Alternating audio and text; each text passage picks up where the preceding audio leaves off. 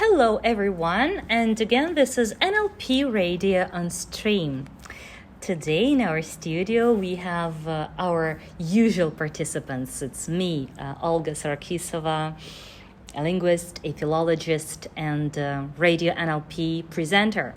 Alexander Gerasimov, our famous negotiator, a radio NLP usual guest, and a trainer of negotiations, NLP practitioner, NLP master. Geography of trainings and seminars led by Alexander is over 20 countries and 70 cities by now. Hello, Alexander. Hello, Olga. Hello, Diana. Good evening. And our respected guest, I'm very glad to introduce you, is Diana Mirova. Hello, Diana. Hello. Hello, Olga. Hello, Alexander. Yeah, glad to see you here again. Diana has already been present at our radio. Lastly, we discussed NLP techniques Diana usually uses in HR in working with the personnel, because this is what Diana does. And she mentioned spinning, dissociation, meta programs in recruitment. And we decided it was not enough, and we called Diana again to continue this discussion. For those who didn't hear our previous podcast, Diana, would you please introduce just in a few words your profession, what you do, what you specialize in? I'm currently HR director. I'm in the role more than 20 years in different companies, and I am a career coach. Career coach. Okay. Do I understand right that you don't anymore recruit people now? Time to time. You do? Yes, I participate at the second step, the final interview, and usually it is senior management position or senior management -1. Okay. Line management. Okay. Diana deals with important employees, important key figures for company, from what I understand. And Diana definitely has a huge experience, rich experience in working with people, in understanding people, feeling people, of course, and in using NLP techniques as well. So today we continue discussing NLP techniques, but this time not in recruitment or HR. This time we shall talk about how to use NLP in personnel development and about career coaching, right, Diane? Career coaching. Yes. So before we started recording this podcast, you told me this combination of I can and I want. How are conceptions I want and I can connected in your coaching sessions? I believe it is the main task for any manager, any leader. Generally, every leader should work with two things: motivation of personnel and abilities or capabilities of personnel. Because people work bad in generally due to reasons. They don't know how, they don't have enough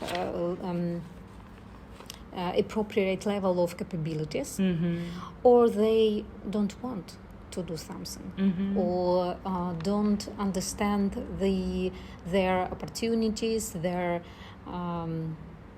goals. That's why they could not have motivation. Diana, listening to you, for me it looks rather strange and surprising that people of rather high level of their awareness do not understand such things. Is it really so that people of like 30, 35 are not aware of their own abilities? How do you help your coachee to divide his skills, abilities into parts for him to better realize them? Very often they think they have some characteristics, some abilities or capabilities, and it is, let me say, something like cliche, or it is not something unique, not their unique abilities. Usually they don't understand what it is. They can say, okay, we are result oriented, but what it is exactly? For someone it could be to make focus on something very long. For another person it could be motivate people to do something, etc. It's just really different. And sometimes when I interview somebody, I try to understand these unique abilities, and when we discuss their achievements, usually I ask, how do you achieve it? And when people answer, I don't know, it was very easy, it is accidentally by accident. For me it is a signal, okay, to dig deeper, right? Yeah, we can find something valuable here. I see. So career coaching is what Diana does to follow personnel motivation, to monitor personnel motivation, and from what I have understood, to pull out of them their uniqueness, talents, and capabilities. Yes, so when we understand, when leaders and people understand their unique abilities, we can give them work or responsibilities, and people would able do this work very long and effectively, without any burnout moments. Professional burnout. Yeah, without professional burnout. Okay. Which NLP instruments do you use? First of all, sleight of mouth. Sleight of mouth. For our listeners who have never heard of it, those are 14 linguistic patterns and thinking patterns. Sleight of mouth by Robert Dilts. You may Google it. Yes. And the second, linguistic speech analysis. Wow, what is it? Linguistic speech analysis could say us how people what kind of attitude people have for some event, for some moment. For some phenomenon, for some phenomenon. And the attitude could be natural, negative, or positive. Because every word have two sides. What the word means, and what kind of attitude we have for this event, for example. Yeah, and what stands behind it. Yes, right? Yes. For example, I could share with you about some my responsibilities, and I would use words, for example, fortunately, or it was opportunity. It means my attitude is positive here. Yeah. And I liked what I do here. And opposite, unfortunately. And another example, if I say I had to do something, it means I did not like to do it. Yeah, it means it was my obligation. It means it is my negative attitude for this work. Right. Yes. So it helps us to see more than people say. between the lines, to read Between between the the lines. lines. Linguistic analysis is a great thing. It's a very powerful weapon, I can say, as a linguist. Yes. Linguistic speech analysis is a Yes. great thing. So linguistic speech analysis is used to understand, to figure out something in a person. Diana, you say that you use sleight of mouth. Which pattern and for what target do you use in your coaching sessions? It depends on a person. First of all, we understand the main sleight of mouth Pattern. yes, and try to use the same or another to be more confident, to persuade. Yeah. To persuade who? Your coachee or somebody else? Leaders, leader. managers can use this approach to persuade coach. Okay. Maybe a few examples from your life, from your professional life, to be more understandable. How can it work? For example, when I work as a career coach, the first case. Once my mentee asked me about her inconfident voice. He worries that he sounds not confidently. Her voice is very is not strong. And we use I would say light modeling. Okay. Modeling is another NLP instrument. Yes. Okay. Yes. I say light modeling because we did not use whole this tool, just part of this, and it was very helpful. What result did you reach? I would say more after some times and after some tries. She shared that she enjoyed to be stronger, to have.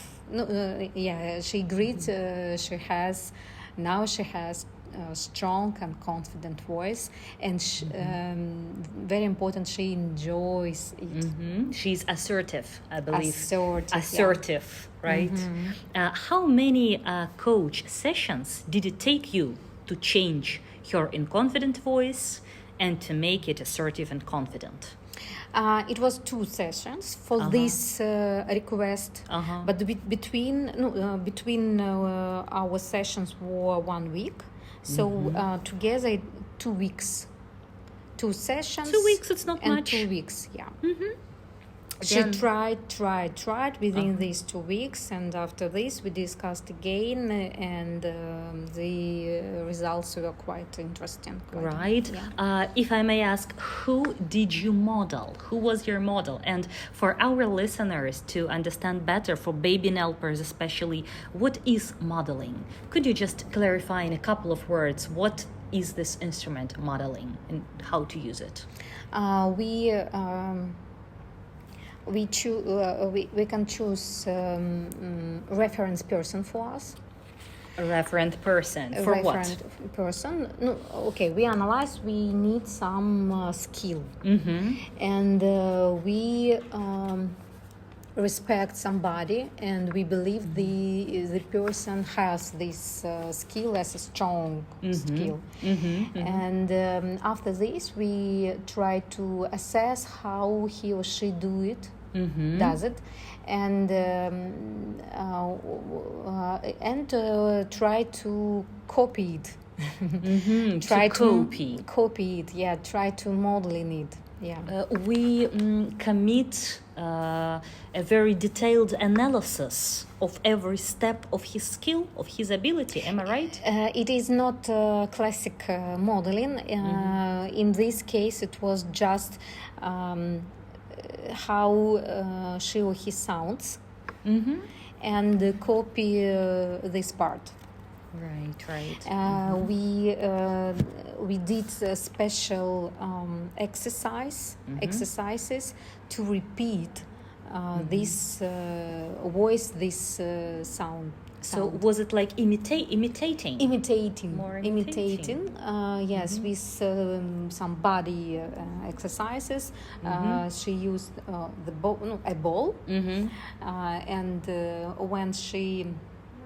Diana, I remember a very curious example once you told me about a lady who practiced her voice, and you told me she threw a ball at a wall in front of her and verbalized or spoke some phrases with, from what I understand, different intensity from weak to strong. And finally, she chose the appropriate strength of saying phrases, right?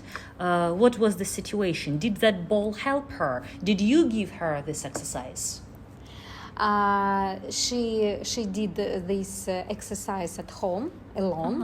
It was a home task for her. Home task. It was home task, and it braked her limits. Okay. I would say, and when we use body. We influence on our mind. Right. Because our body and our mind is parts of one system. Right. Body and mind are parts of the same, of one system. That's one of NLP presuppositions, very famous one. Okay, and probably, if you don't mind, I would ask you to adduce one more example. I remember you said there was a point with interruption. Somebody was afraid of interrupting, or what was the problem with that, and what instrument did you use? Yes, my colleague can't interrupt another people because she worries that people could nervous and feel bad if she would interrupt.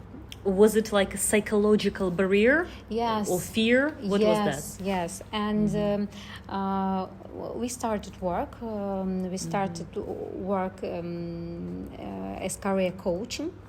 Okay. It was a career coaching session, and we analyze what the reasons, her worries, and what the value of sharing her ideas. She within the session she understood how important, how valued her idea, and how important for business, for company, and for these people who should be interrupted by her. This information was really very important. And when she understood, when she weighed that information which is said in time is more important than other things. After this insight, she got an insight, I she believe. got it insight, and she tried to use new tactic, new approach, and she was really surprised that people did not even notice after her interruption. I see. Moreover, they were very happy to get this information in time. Surprisingly. Yes, and the focus was on value of information. Right. Which NLP pattern do you use with that lady? Was it a metaframe? Metaframe and metamodel, Metamodel. Did you try to somehow divide things for her? Ask detailed questions? Yes, first of all, metamodel. We cut. In parts? In parts. And after this, we analyze from the third side, Position, position, what is going on, what is the first for business, what is the second, what is the third, what is doesn't matter. As you said previously, from helicopter view, Yes. you prioritized. Yes. Yeah? Yeah. Right, Diana. As usual, time flies. Time flies as always. Okay, so look, our dear listeners, baby NLPers and NLPers, just imagine how influential NLP is in such life sphere as career coaching, recruitment, HR. Only today we have mentioned 4 or even 5 NLP instruments. Those who now are listening our podcast, please write down below in the commentaries what NLP techniques, from what you know, do you use in your work? If you are a director or a business owner, what do you use with your employees? That's going to be very interesting to discuss. And thank you so much, Diana. Diane, we were glad to have you here. We will definitely invite you again. Thank you for your invitation. We'll be glad to see you again in our studio, and we hear each other in the next podcast. Bye.